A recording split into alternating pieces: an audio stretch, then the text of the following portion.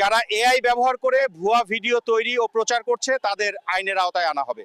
AI দিয়ে video তৈরি করা এখন একটি অপরাধ। আমরা ইতিমধ্যে বেশ কয়েকজনকে গ্রেফতার করেছি যারা ভুয়া এআই ভিডিও তৈরি করে সোশ্যাল মিডিয়ায় ছড়িয়েছে।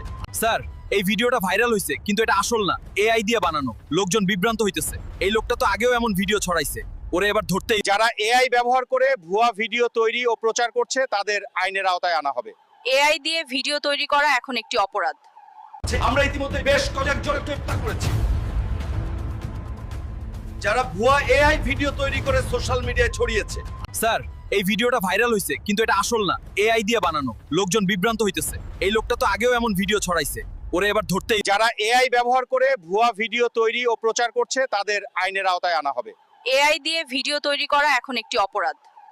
আমরা ইতিমধ্যে বেশ কয়েকজনকে গ্রেফতার করেছি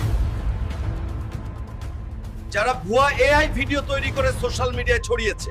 স্যার, এই ভিডিওটা ভাইরাল হয়েছে কিন্তু এটা আসল না, এআই দিয়ে বানানো। লোকজন বিভ্রান্ত হইতেছে। এই লোকটা তো আগেও এমন ভিডিও ছড়াইছে, ওরে এবার ধরতেই।